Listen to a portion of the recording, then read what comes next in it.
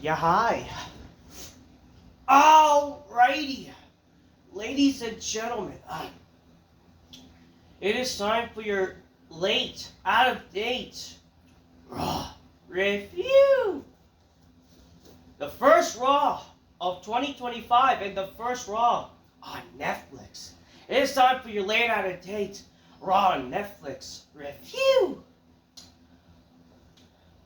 I wish I was doing this review in better circumstances. I unfortunately am sick right now. I hate it.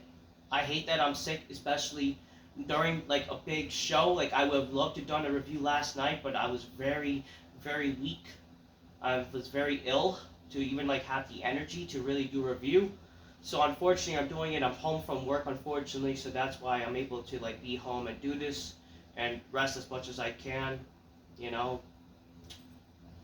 it sucks, alright? It sucks that I'm not feeling too well. But anyways, it's time for your Raw review. Unfortunately, I can't drink my cola magnificently because I'm not feeling 100%. So, you know, but hope y'all know under me drink some nice cola. Drinking magnificently. Spider's bitches go, oh shit, oh shit. I guess in this place I'm drinking some ginger ale. But, I don't know, I'm just having drinking some water right now, so. Cheers, guys.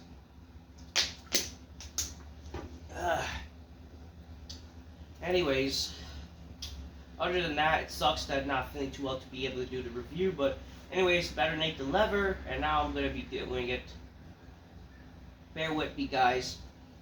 But yeah, the first Raw on Netflix.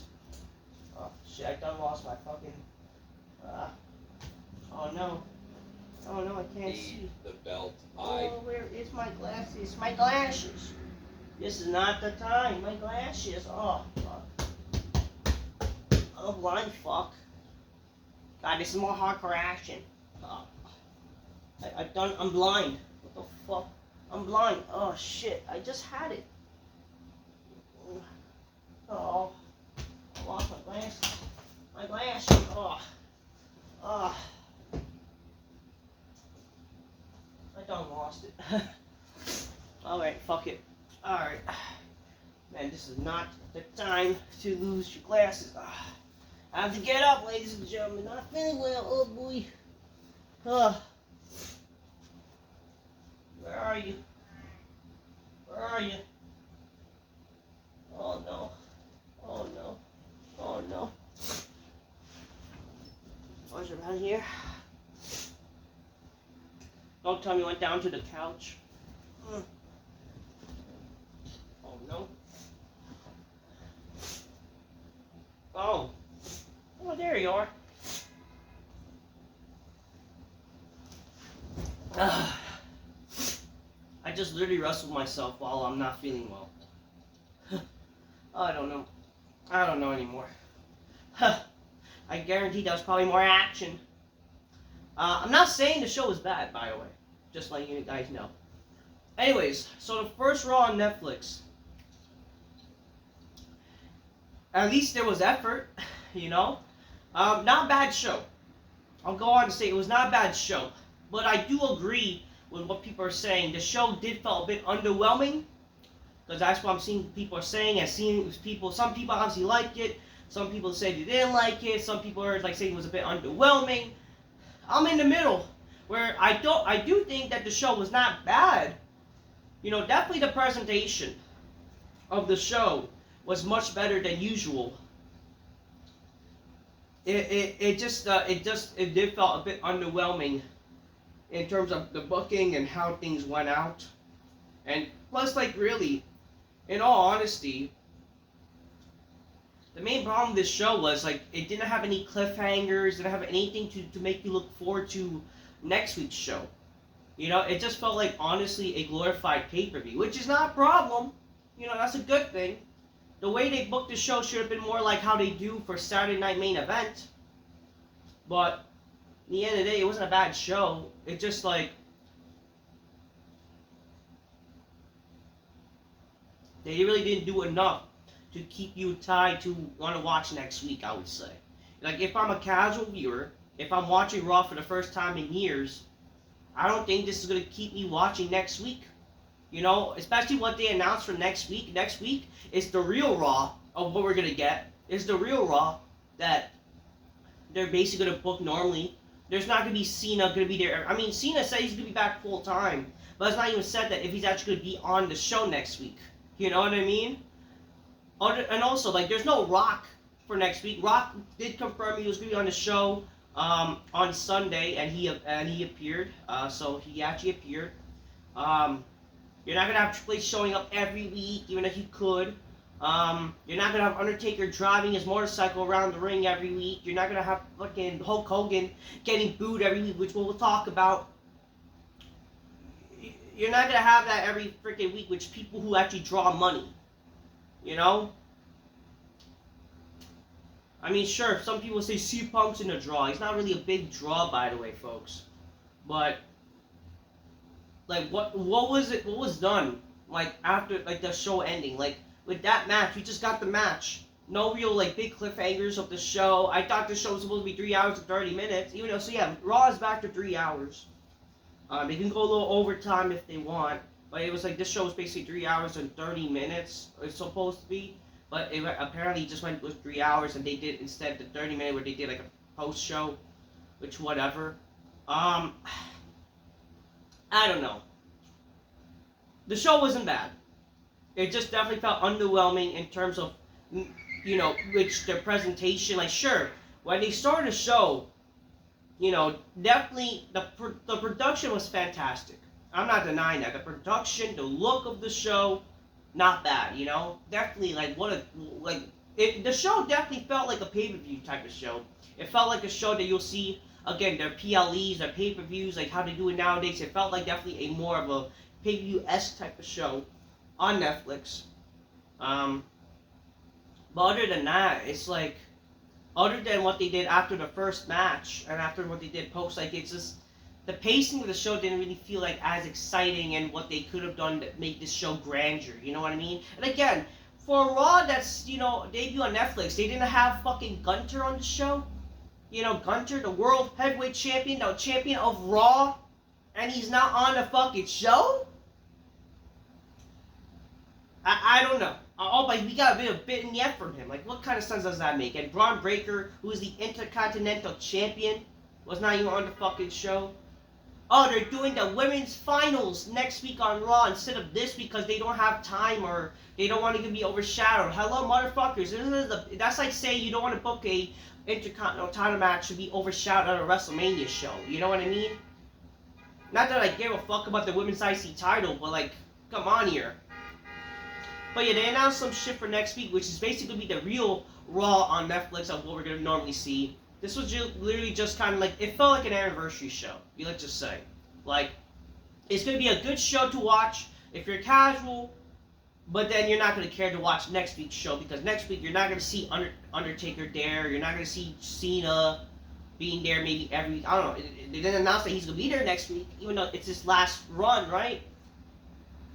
Rock is definitely not going to be there. Rock, again, what I mean by underwhelming, is more so what The Rock did on the show, and we're going to talk about it, alright? Anyways, let's talk about the show, shall we? Grab your colas, drink a Minisly, spy miss bitches go, oh shit, you know? So it's officially next Netflix and chilling time. Sadly, I'm sick, so I can't be chilling and fucking at the same time, but, you know, whatever. But, anyways, let's talk about the show. Start the show! Woo! Okay, so the show started with... Okay, so I had a little problem with Netflix. I'm not gonna lie to you. I had a little problem with Netflix with my PS5. So I was watching on my PS5, right? Not saying that there was any interruptions, right? And, which is okay. It just, my problem is, originally, when I was turning on Netflix and trying to watch the show, it kept flipping back to, like, an ad or something. Or, like, to home, like, I don't know, it was like, it's a Netflix issue or just something with the PS5 processing for Netflix. It's like, every time, like, until like, I don't know, I had to like, it's just stupid that I had to do it. When you press start, and I think this is what probably some people had a problem with, when you press start of the show, you'll have like, you know, oh, certain ads, like, you know, you'll have to like, you know, if you don't use it a certain time, because like they're playing live, you have to like actually press the show or something. Again, that's may have been my fault, but at the end of the day, like I just think that's retarded, like how Netflix works things, you know. But yeah, the show started. We get get it, you know. You know, it's a Netflix premiere. Michael Cole's whoring out, you know, it's Netflix, and then everybody's freaking, you know, coming to the ring, you know, pre-packaged, like, you know, with their freaking briefcase or whatever. We didn't even, again, we don't get a freaking intro video anymore. We don't get intro video to start the show. I would rather if they actually did the big intro instead of just, because I'm tired of the whole bullshit. Like, oh, these wrestlers coming with their briefcases and what? Who the fuck cares? We didn't need to see that all the time back in the fucking day, man. Just start the video with a video package and all that kind of stuff, and then you're good to go. Which is what they did eventually. I just don't like that. Like, I understand they're trying to go for a sports view, which is what they did. They went more sports presentation. But at the end of the day, it's like, whatever, you know what I mean? Alright. We then get, the ring was covered. So, the arena, by the way, looked big. You know, the arena looked like, it definitely looked like a big arena than their usual show. So, definitely try to make this show a must-see. Like, it definitely looked packed.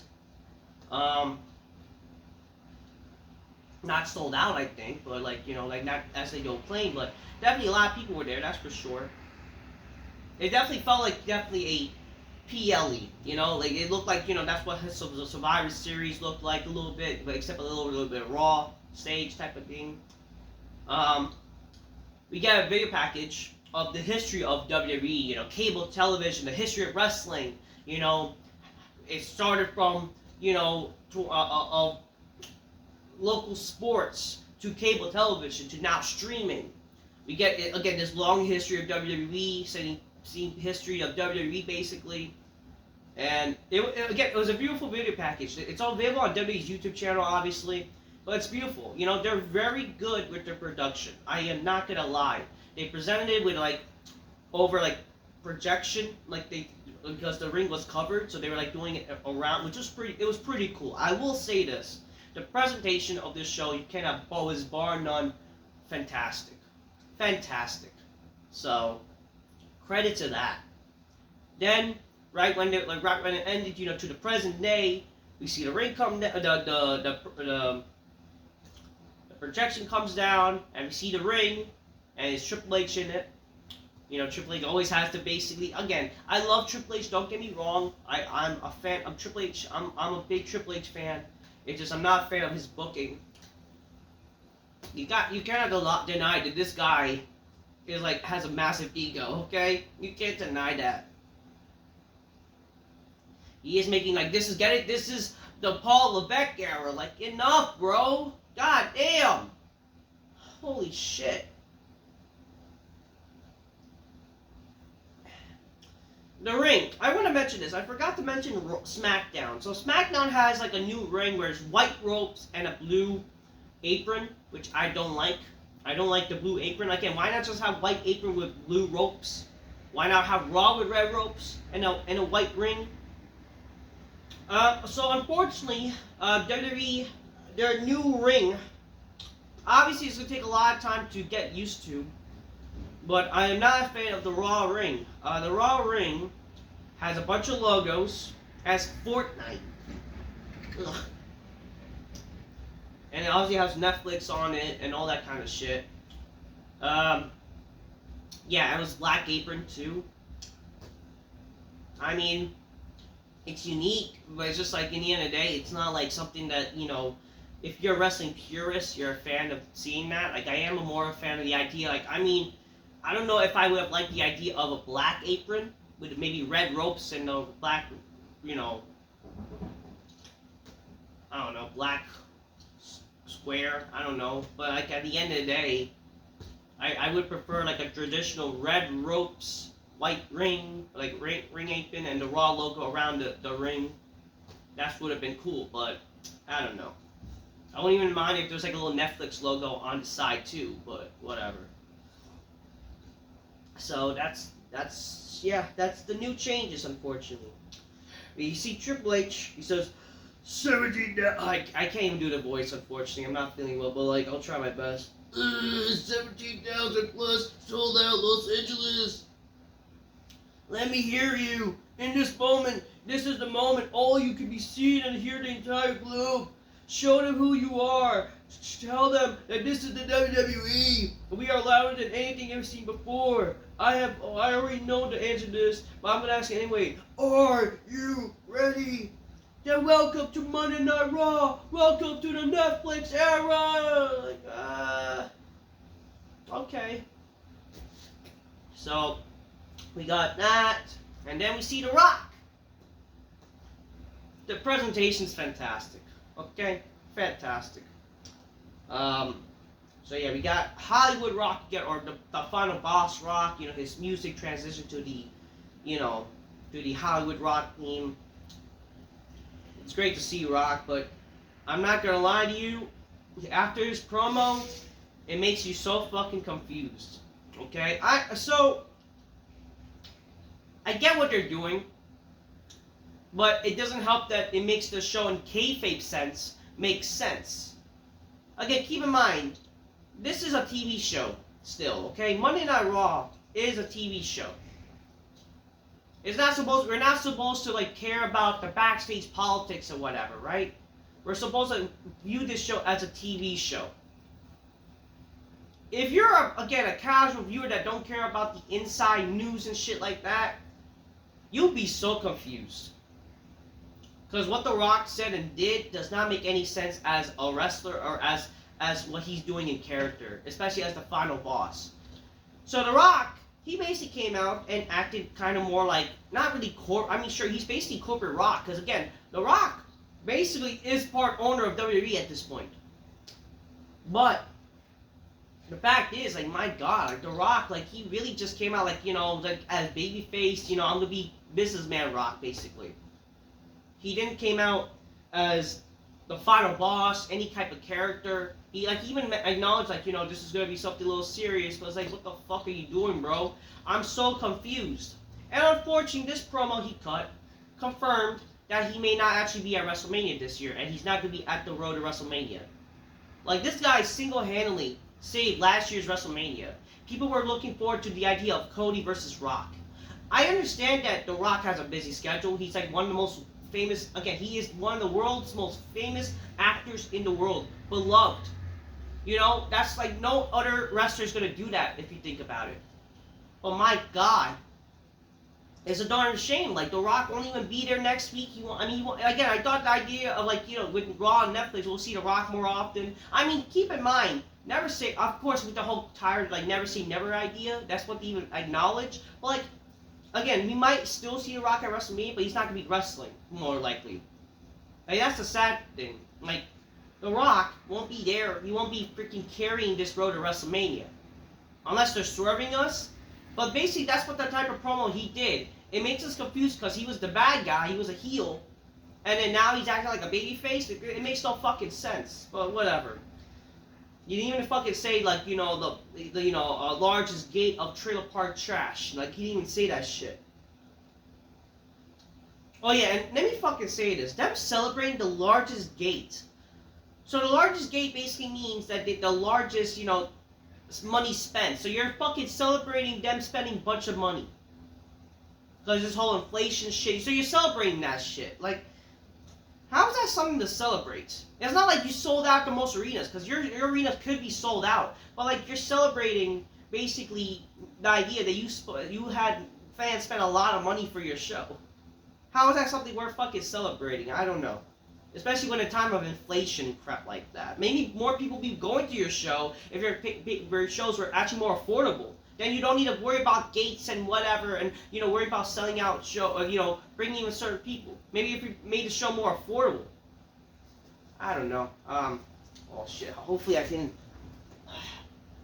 I'm probably like low battery. Yeah, I'm actually low battery. Probably have 15 more minutes, but whatever. But we're still grinding, people. I gotta make this. This was gonna be a long review anyways, but whatever. So yeah, The Rock segment. He then says, years ago, The Rock was a little rock, little pebble, And he used to travel these highways all across the country like my dad, my Hall of Famer, who now in heaven, man's old man, Rocky Johnson. The only man who watched WWE was a theater ticket, or he watched it the same morning. Now you can buy a ticket, but watching it now, it's a whole different story. Because right now, around the world, you are watching it on Netflix. And obviously that's a great thing, that means, like, I will say this, like, yes, it means more people will be watching now across the globe. I'm sure the ratings will be better, like, because you're going to have more people watching. I get it. Like, as at the same time, but, like, are you going to keep that, are you going to maintain that audience? That is the question. But whatever. By the way, let me take a moment to seriously tonight in Los Angeles, Interdome, live on Netflix, we're making history. Tonight, it's the largest gate of WWE history. Like, shut up. Everything like breaking records, but, like, you're breaking records only by making people spend more money. Like, that's, I don't know. A little bit greedy. Congratulations, which means finally, WWE has come back to Netflix. You guys are like, no, that's bullshit. Get the real one. Well, it's like, here it comes, man. And I'm saying, live, proud, special night. Finally, The Rock has come back to Los Angeles. Before we go to the show, get the show on roll, here's a couple of things I want to acknowledge. First, then, when you think of great partners, you think you have the right partner. Not only who loves WWE, who loves the wrestling, but see the big picture, and that's the people on Netflix. And he's like pointing at people on Netflix, like, hey, if The Rock finds out that he's glitched earlier, he's gonna go up there and Squid Game all over your candy ass. Which, that was funny. Acknowledge the joke that how, there were glitches of the last live show, so that's funny. But again, keep in mind, people, if you didn't see my video that I pre-taped back in November that I uploaded yesterday, you're sadly, if the show would not be glitching if it didn't get 60 million views. That would be actually a great thing. But, they know they're not, because wrestling's not mainstream anymore, so. Anyways. Something I gotta acknowledge that we have been on the show on the road. Here's the man that the Rock spilled blood with. Spilled his blood all across the country and willing to do it again. We're ready. Here's the truth. This man has carried the country for a year, and he's done an amazing job. Cody Rhodes, thank you, brother. Cody Rhodes, one more thing. Tell Mount Rose, The Rock says hello. So he said it so that sounded a little heelish, right? But then he's praising Cody Rhodes? Like, motherfucker, are you not? I don't know. Like it or not, at least Vince McMahon would actually act like in character. Like Vince McMahon, when he was still in WWE and came out, no matter what, he would be in character. Like, that's what wrestling's supposed to be. You're supposed to act like your character. Now he's like breaking kayfabe and praising Cody Rhodes, or now he's a babyface and now doesn't have a problem with Cody Rhodes after their little bullshit that happened last year? Like, how does...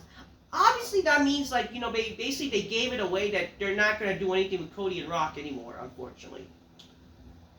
It's like, wow. Like, so much for...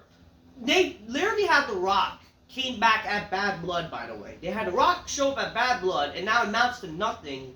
Now the whole idea that he might not even be at WrestleMania is nothing. It's like, what the fuck are we doing? Again, we never know. This could be all a swerve and all this type of shit. Because again, The Rock, he is on the board after all. He is the boss. He is the final boss. And again, he could honestly be at WrestleMania if he wants. He could. And more likely he will, but might not be wrestling. But, like, my God, like, what kind of shit is this? Like, where, like, praising Cody Rhodes when you're supposed to be the heel, or, you're supposed to supposedly hate... I don't get it. It's retarded, guys. It's retarded. I don't know. It makes you confused. This was a confusing promo, like it or not.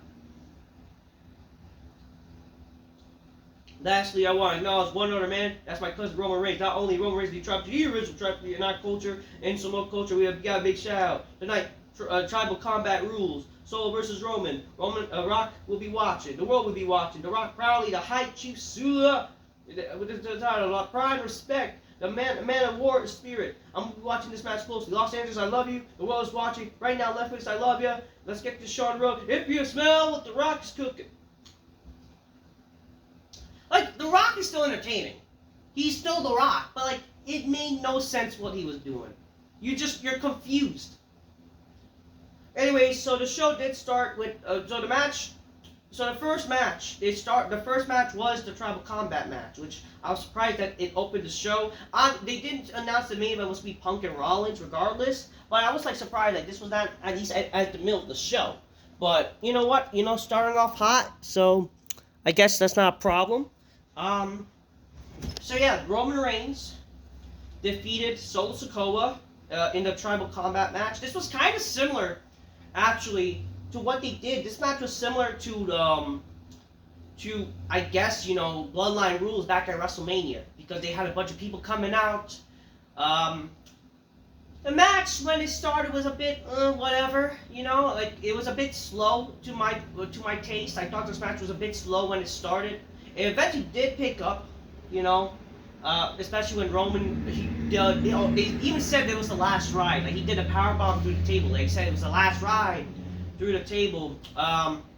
Solo was not going to kick out, but then the new Bloodline come out. They attack Roman, but then we see so false finish. Like that looked like that could have ended Roman, but no, he kicked out. My problem with this show, I will say, the false finishes are like repetitive. They're really repetitive. It's too much, in my honest opinion. The fucking false finishes is really repetitive.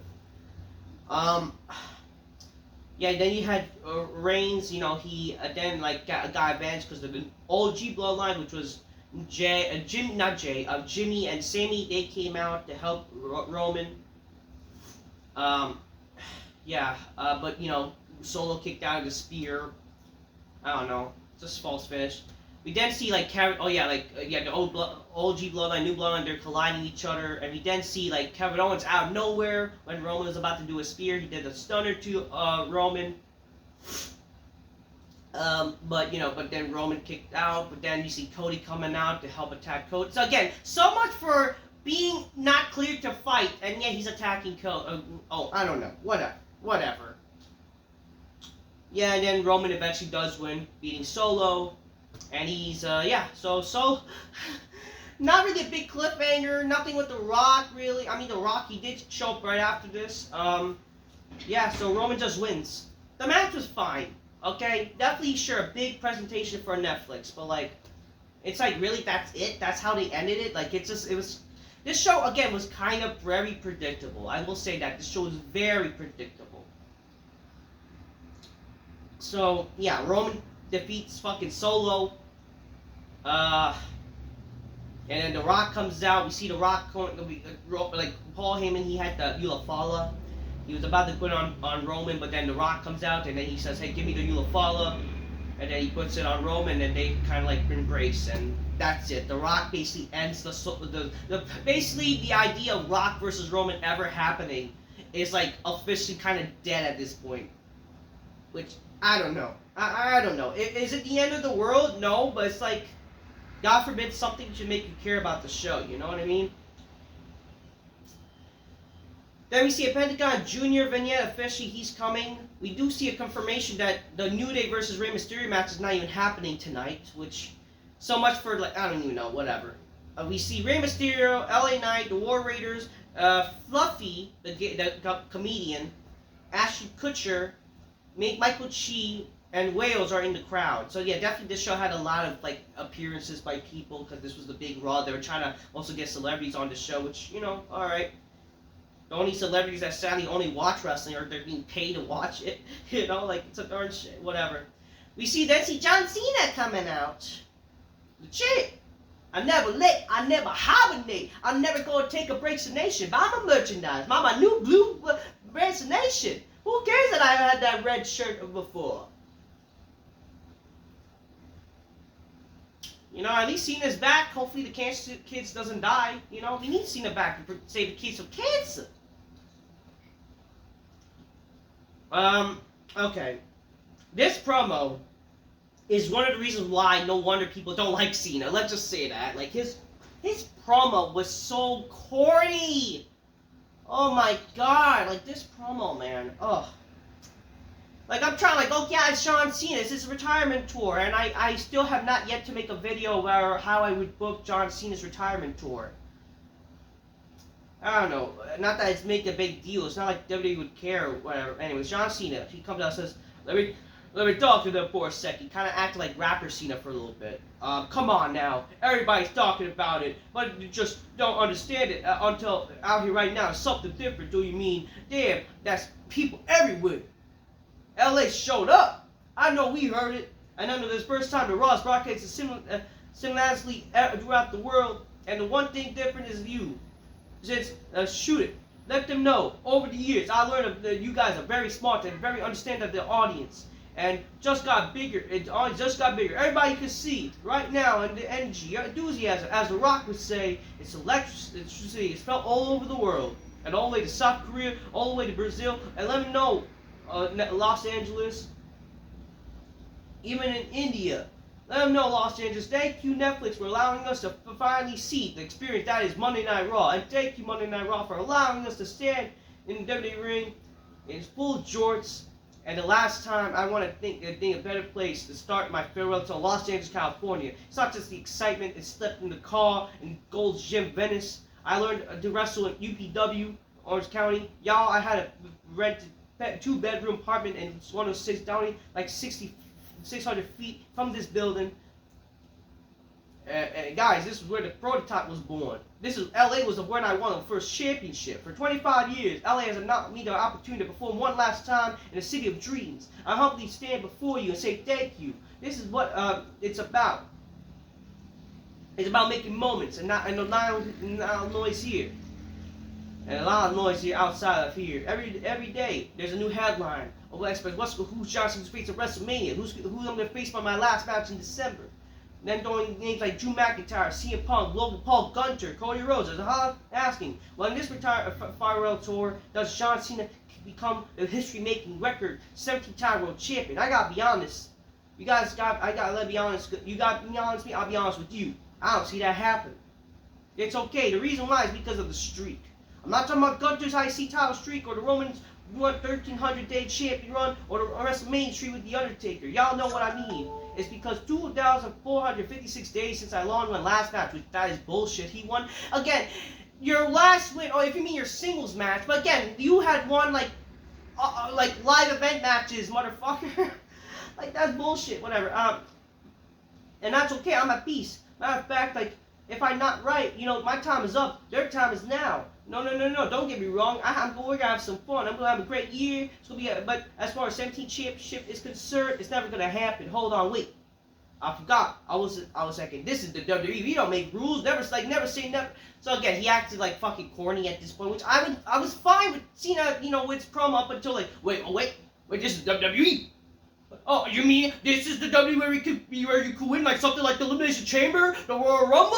Oh, like really? Like enough, bro. Like god damn. Like this is gonna take a miracle, he says, and it's like I'm better winning the Oscar, but I don't know. So he basically said like maybe I could win the Royal Rumble. Maybe I should win the Royal Rumble. I mean it's gonna be my last Royal Rumble, but no, there's no next year. I'm up here saying that thank you, but hell, I'm well thank you is winning the Royal Rumble, main event WrestleMania. Elephant in the room, it sounds impossible, but nothing's impossible. And I'm gonna say, never say never, and never give up. And the only thing I say never is never give us. Nation Los Angeles, I owe you a thank you because I'm not just gonna be in the Royal Rumble. I'm gonna win the Royal Rumble. You want some? Come get some. So he acted very corny. I mean, I didn't mind the door again, just like. He couldn't just say, like, oh, listen, maybe if I win the Royal Rumble, he didn't need to act corny. Like, I understand some people say that's his thing, but I'm sorry. That's why one of the things why people don't like Cena, because of this corny ass. Guys, come on. I was totally fine when he started his promo. But again, how I would book John Cena, this should have been his mission statement. His goal, like, what I'm going to do? Royal Rumble's coming up. That will be my last Royal Rumble, and I will try, and I'm going to give my word that I'm going to give my best, and I'm going to win the Royal Rumble and main event WrestleMania. Like, that's what he has said, I'm not saying he should win the Royal Rumble, by the way, guys. I mean, originally, I was going to say maybe The Rock to win the Rumble. I mean, if this is his last time, I don't know, whatever. Like, at the end of the day, if Rock's not going to be involved, then sure, give it all and have Cena has one last reign as champion until his December championship night, whatever night it is, and sure, But again, like, Cena got to be on both shows, Raw and SmackDown, first of all, and really got to make this feel like a retirement tour. Obviously, this is a cash grab, it feels like, but whatever. Anyways, but like, yeah. I mean, what I would do in short terms, I would have Cena be in the Rumble, but it'll be him and The Rock, and Rock eliminates him. Rock will be guaranteed to face Cody. But then Cena, sure, he'll win the Elimination Chamber match, maybe to, like, qualify. But night one, you basically kind of rip off last year's WrestleMania. Maybe, like, just something, like, similar to what happened. You have both men, do their thing. Like, you have freaking Cena versus Rock at night one. Why not? And then night two, Cena will have a separate match against Gunter, even, or CMPunk, whatever. He'll win that match, and The Rock will be in the main event versus Cody and win that match. That's what I would have done. And then you have one last reign as champion. I wouldn't mind even, like, for the 2-night SummerSlam, you have Rock and Cena going after again for, like, the World Championship unification match. Yeah, I mean, that's what I would do, because fuck this whole, if anything, you need both shows. Fuck the brands, but you need fucking champions on both shows. You don't really treat this show like, you have 2 world champions anyways. You only kind of showcase Cody Rhodes, so who really cares? Cody Rhodes being on Raw and SmackDown, might as well have it on both shows regardless. Fuck it. Be the champion both shows anyways, Or, if you're going to keep wanting to have 2 different championships, have Cena be the true champion, be on both shows, while The Rock is in Hollywood as the WWE champion, and, you do whatever. And have Cena lose his title at his last match, I guess. I don't know. I don't fucking know. Maybe he'll face Randy, somebody like his biggest rival, I mean, he could always retire as champion. I don't know, just do something big. After this, we get a Logan Paul vignette that he's a full-time star. This is not just a side act. Okay, good enough. Then we see Bianca Belair, Naomi, X-Pac, Nakamura, Seth Green, Macaulay Culkin, who got a big pop for a celebrity on this show, by the way. Shira Jackson Jr. and Topanga was on the show. They didn't even fucking mention fucking Wilfredo. Like, Wilfredo, who was on Boy Meets World with Topanga, a.k.a. Daniel Fishel, and he was Ron Stoppable from Kim Possible. Like, what the fuck? Why y'all really discriminating my boy Wilfredo, Eric Matthews, from Boy Meets World? What the fuck's wrong with you guys, Netflix and Raw? Fuck y'all. This guy has more name value than Shira Jackson, whoever the fuck he is. Second match. Rhea Ripley defeats Liv Morgan for the women's title. This match was announced supposed to be a last woman standing match, but I guess they changed plans, which I don't get. I don't know why WWE's doing this now, where they're changing plans last fucking minutes. I don't know. Yeah, but they dropped that last women's standing match stipulation. And Rhea Ripley just wins. She just wins. Again, like, nothing, like, too big, no cliffhanger, whatever. She just wins. I mean, whatever. I mean, Liv Morgan kind of needed a title more, or to win more, honestly. But whatever. Eventually, after the match, we see Dominic, he was going to attack Rhea, but, like, I mean, didn't even do anything. But then he was like, he's going to hug her. But then Rhea Ripley kicks him in the balls and does her finisher to, Dominic.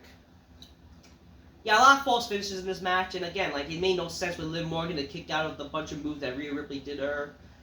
They did, like, a China moment, or, like, I would say kind of similar to a Sable moment, where, like, she attacked her ex, like, it was, like, Sable moment in a weird sense. But it's like, they're more likely doing that than, like, man attacking a woman, you know what I mean? Like, we know that this was gonna happen, where, like, Dominic was not gonna be able to do something, because you can't do that in modern world wrestling, where men can't even get the upper hand anymore. They can't get revenge for, like, being discriminated by the woman.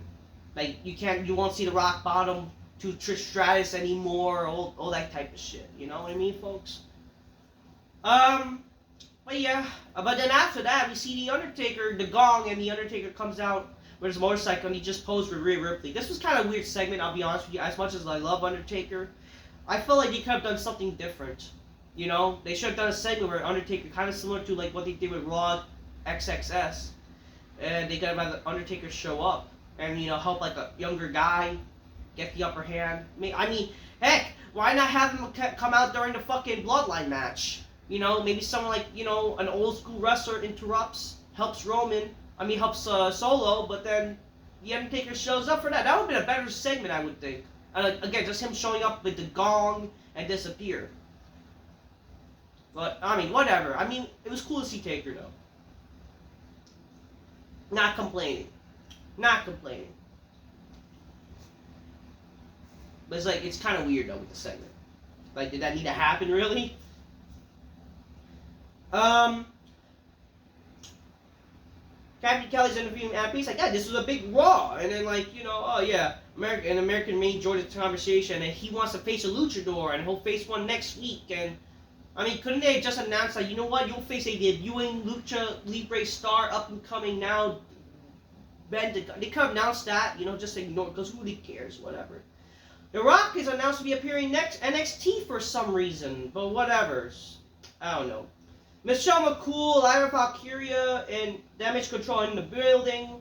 The third match, Jey Uso enters the ring with Travis Scott, who's smoking a blunt. So people would boo Hulk Hogan, but they'll cheer this man, who's responsible for a bunch of kids dying, but whatever. Jey Uso defeats Drew McIntyre in a roll-up. This match was not really exciting. I mean, you've seen this match many times. And it's like, I mean, this match could have been a stipulation match, would have been cool, but no, it's whatever. We see a Gunter promo how it's a new era, and I kill dreams. I am the ring girl, the world champion, Gunter. And he doesn't even show up. Like, couldn't they have be on the show? Maybe you could have done segment with Gunter and Undertaker even, you know what I mean?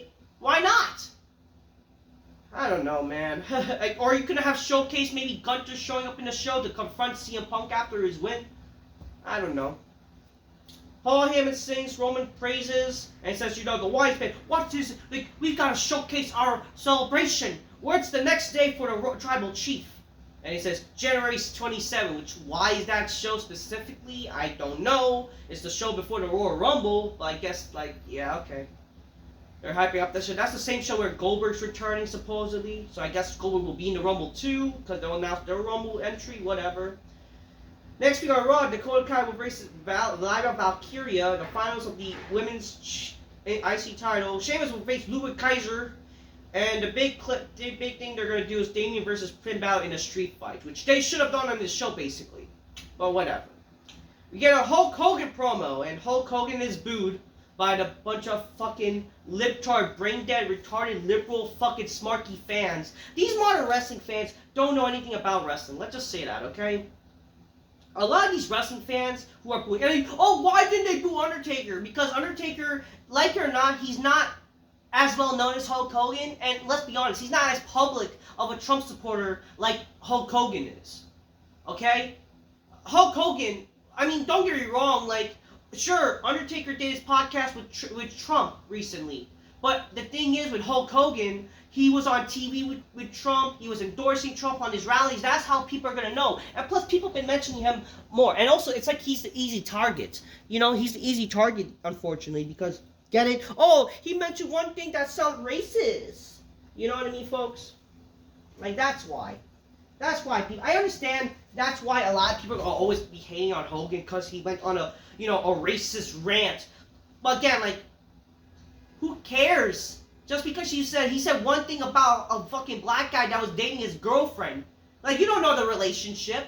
Oh, he fired one black girl who was doing modeling for the theater or something. Like, who cares? It's like people get fired all the time.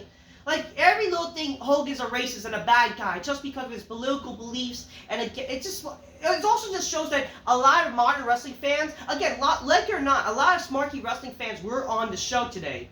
Or on this fucking show, and they're a bunch of smarks. The casual viewers don't watch anymore. Casual viewers will not boo Hulk Hogan. You know, a lot of these wrestling fans are nerds.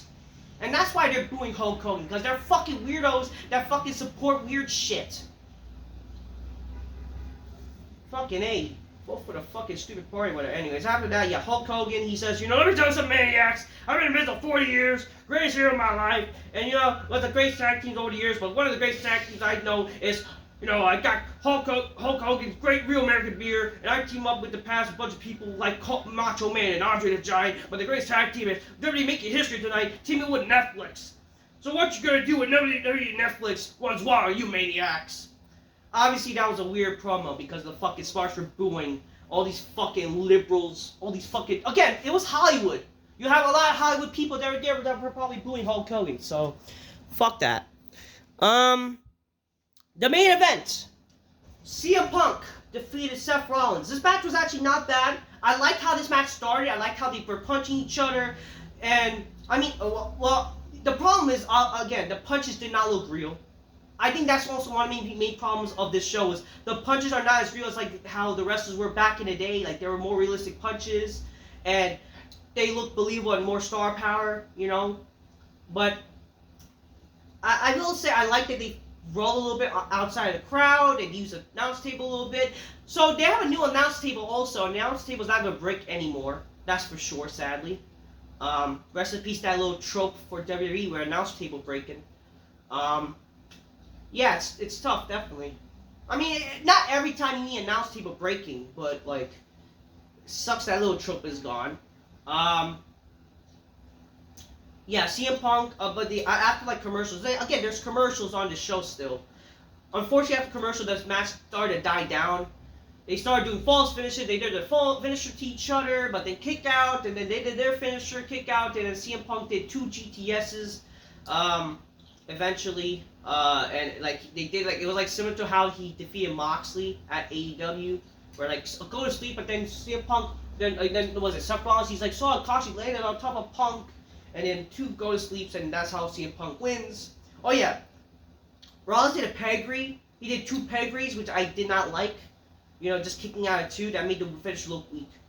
But yeah, the show ended with CM Punk winning. The match was good. I mean, I just didn't like the punches in this match, and I didn't like the match kind of paced out a little bit, where it could have been a shorter match, but it could have been fun. You know, it's just like, I felt the pace died down a little bit, but the match was still fun to watch. It was still a nice match, you know? And yeah, like the post-show, CM Punk, I'm coming after Gunter, that's what's next for CM Punk and whatever. Overall, the show, you know, not bad show. It's just like a bit underwhelming where I felt it could have done much better, you know? It just really, like, aside from, like, certain things, the show did felt like, you know, like a typical Raw you would see at a USA Network a little bit. But at least there was a little bit of effort. It just watch. Next week, again, no cliffhangers, nothing big to see. Next week's Raw is going to go back to basically being a typical Raw, but this time on Netflix. Maybe the presentation will be better, but it's going to be back to the same shit we usually get. So that's the problem. This show really felt like more like an anniversary type of show, really. Or like a Raw, similar to Raw Homecoming from years ago. But it's like with Netflix, but it's not really as exciting. So let's just say that. Anyways, I'm just keeping real. That was Raw. I'm going to do an interview about Hulk Hogan. I'm just keeping real. Get your games. Colas Magnificent. Inspired Miss Bitches go, oh shit. That's the thing I gotta say. Until next time, peace. Yeah, bye. Not a bad show, but a little bit underwhelming, folks. Not terrible, though. Good show, somewhat. Decent good show. Till next time, peace, yeah, bye.